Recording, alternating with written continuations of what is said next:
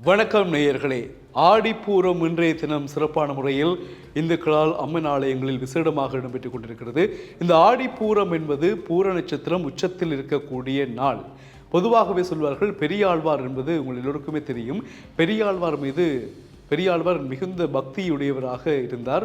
அந்த பக்தியின் காரணமாக அவரை மகிழ்விப்பதற்காக மகாலட்சுமியே ஆண்டாள் நாச்சியாராக அவதரித்த தினமாகவும் சொல்லப்படுகின்றது.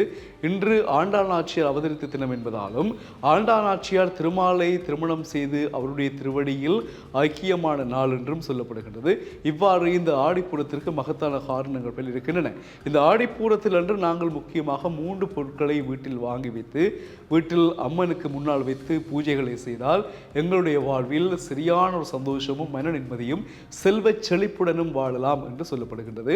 அந்த 3 பொருட்களும் என்ன என்பது தொடர்பாக நாங்கள் பார்க்கலாம். அந்த 3 பொருட்கள் மிக முக்கியமானது காதோலை கடுகுமணி என்று சொல்லப்படுகின்ற ஒரு பொருள். இது சாதாரண நாட்டுப்புற மருந்து கடைகளில் நாங்கள் வாங்கிக் கொள்ளலாம்.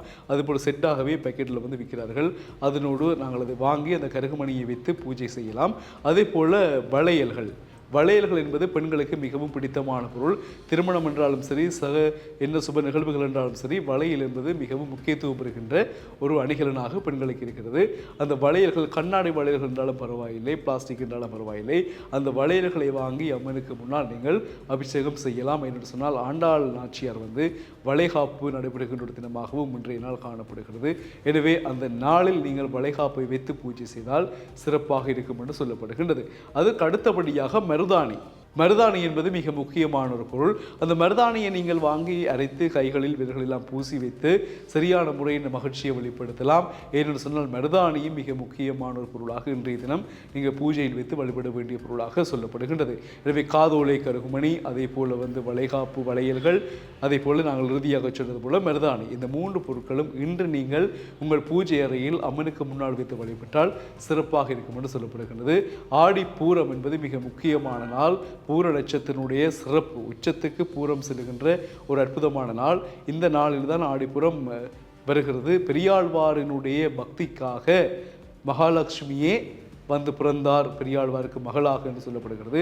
அதனால் தான் நாச்சியார், ஆண்டாள் நாச்சியார் என்பது ஆண்டாள் நாச்சியாருடைய பக்தியும் திருமாலை திருமணம் செய்து கொள்ளக்கூடிய அளவிற்கு உறவு காணப்பட்டது என்றும் அதன் பிறகு அவர் திருமாலின் காலடியில் திருவடியில் ஐக்கியப்பட்டார் என்றும் பல விஷயங்களை நாங்கள் பார்க்கிறோம்.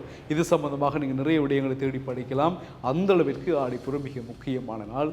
இன்று யாழ்ப்பாணத்தில் மட்டுமல்ல, இலங்கையில் மட்டுமல்ல, உலக நாடுகளில் வாழுகின்ற அனைத்து தமிழ் சைவர்களும் இந்த ஆடிப்புறத்தை வெகு விமரிசையாக பக்தி பூர்வமாக கொண்டாடுகின்றார்கள்.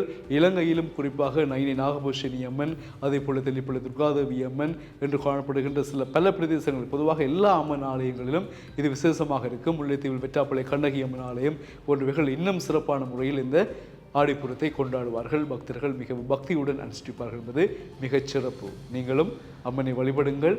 சகல சௌபாக்கியங்களை பெற்று சந்தோஷமாக வாழுங்கள். மீண்டும் சந்திக்கலாம் உறவுகளே. வணக்கம்.